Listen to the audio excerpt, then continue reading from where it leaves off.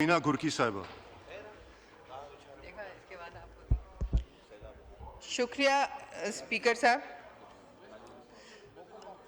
बिस्मिल्लाहिर्रहमानिर्रहीम।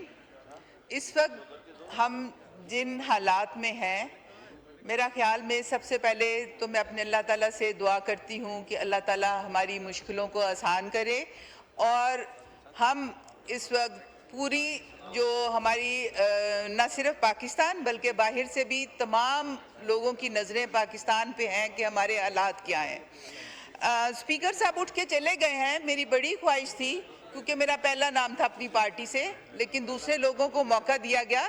मेरा ये था कि इस वक्त स्पीकर साहब का और मेरा हल्का एक है, और खुशकिस्मती कहें या बदकिस्मती कहें कि 2002 के बाद मेरे हल्के को 5 हिस्सों में 5 हल्कों में डिवाइड किया गया है। पिछले 5 साल हमारे प्राइम मिनिस्टर साहब भी इस हल्के के एमएनए रह चुके हैं।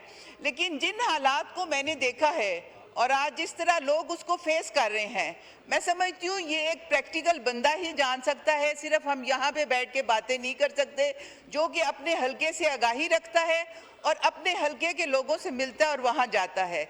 मैंने 2003 और 4 में अपने इलाके के लिए उस वक्त भी आवाज़ उठाई थी जब रावी के किनारे स्पोर्ट सिटी का ऐलान किया गया था। परवेज इलाही साहब चीफ मिनिस्टर थे। मुझे नाम इसलिए मैं मेंशन कर रही हूँ कि कोई ये ना समझे कि मैं पर्सनल नहीं हो रही हूँ, लेकिन अगर हम लेजिस्लेशन करते हैं और उस पर अमल नहीं करते, इम्प्लीमेंटेशन नहीं होता, तो हमारे उन्हीं लोगों का जो है ये कसूर है जो कि इसका हिस्सा रहते हैं। आज हमारे दूसरे जो अपोजिशन के लोग हैं वो उठ के चले गए हैं, लेकिन मेरे इससे पहले भाई ने घुम्मन साहब ने बहुत ज़ोरदार स्पीच की अपने इलाके के लिए भी सारा। लेकिन मुझे बताएं कि उनके राइट लेफ्ट कौन लोग हैं जो कि उस वक्त भी हुकूमत का हिस्सा थे और जिस वक्त इनका दिल चाहता है ये दूसरी पार्टीज में चले जाते हैं। मुझे ग्राउंड रियलिटीज बताएं कि इस वक्त कौन हमारे बंदे हैं जो 2-3 लोगों के साथ काम नहीं कर सके। उधर जाते हैं तो उधर की बात करते हैं, इधर आते हैं तो इधर की बात करते हैं। हकायक जो है बड़े तलख हैं। हम लोग जो हुकूमत में होते हैं उस वक्त हम कहते ज़रूर है कि हम ऐसे करेंगे, लेकिन आप देखें 2010 का सैलाब भी हमने देखा है। लेकिन इस वक्त जिन हालात में पंजाब और पूरा पाकिस्तान है, केपीके है, अब आगे सिंध की तरफ वो बढ़ रहा है। आप उधर देखिए, हम सिर्फ इंडिया को ब्लेम नहीं कर सकते कि वो पानी छोड़े हैं। हमने क्या एहतियाती तदाबीर की हैं और हम जो लेजिस्लेशन करते हैं आया उस पर अमल कितना होता है। मैं अपने तमाम पार्लियामेंट के मेंबर्स से कहूँगी कि प्लीज़ आप हुकूमत जिसका भी हिस्सा हो, लेकिन अपनी as a Muslim as a Pakistani अपनी ड्यूटी को पूरा करें कि जिस वक्त कोई ऐसी लेजिस्लेशन होती है उसको सपोर्ट करें। ये नहीं है कि आज आप अपोजिशन में बैठ गए और आप हुकूमत को जो है कि अगर अच्छा काम करिए तो उसको सपोर्ट नहीं करें। हम इस वक्त भी हुकूमत के साथ अलायंस में हैं और मेरे हल्के में प्राइम मिनिस्टर साहब भी रह चुके हैं, आप स्पीकर साहब भी हैं, और मुझे पता है कि मेरे पास कोई फंड नहीं होता, लेकिन उसके बावजूद अल्हम्दुलिल्लाह मैं अपने इलाके में आज भी अपनी नुमाइंदगी को कायम रखे हुए हूँ। लेकिन ये है कि मैं हुकूमत से ये कहती हूँ कि आप वो देखिए कि वहाँ पे रावी के किनारे पे इतनी किस तरह डेवलपमेंट हुई है, किसने इजाज़त दी।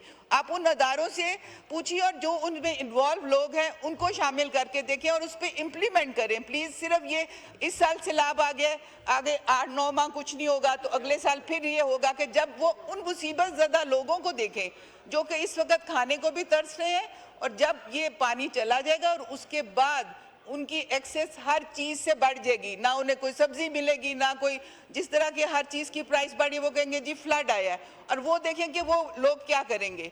हम लोगों को बहुत सीरियसली सोचना चाहिए।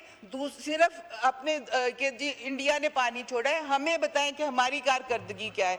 मैं इस हाउस में 2002 से आई थी, मुझे 25 साल हो गए हैं अपने इलाके में मेहनत करते हुए और काम करते हुए, और मैं एक एक जो है एरिया को जानती हूँ और अपने उन लोगों को भी जानती हूँ जो कि इस लेजिस्लेशन का हिस्सा होते हैं और जो वहाँ पे अपने आप को मजबूत करने के लिए गलत जो कानून है और उस पर इम्प्लीमेंटेशन नहीं होने देते और कुछ करवाते हैं अपनी मर्जी से। इसलिए मेरी दरख्वास्त है कि आप लोग प्लीज़ एज ए पाकिस्तानी सोचें, एक मुसलमान होने की हैसियत से सोचें और हमारी जो मिनॉरिटी के लोग हैं उनके लिए भी सोचें कि तमाम पाकिस्तानियों के लिए मुसीबत आती है, कोई भी डिज़ास्टर हो। सिर्फ हम एनडीए में, वैसे मैं अपनी अफवाज को खराज तहसीन पेश करती हूँ कि जब भी हम मुश्किल में होते हैं वो हमारा साथ देते हैं और बढ़ चढ़ के हिस्सा लेते हैं कि वो हमारे हर उस मुसीबत वाले लोगों के साथ पहुँचे हैं। हमारे चेयरमैन ने भी हमें डायरेक्शंस दिए हैं कि हम अपने अपने इलाकों में जाएं और मदद करें। लेकिन देखिए हमारे पास इतने सोर्सेज नहीं है,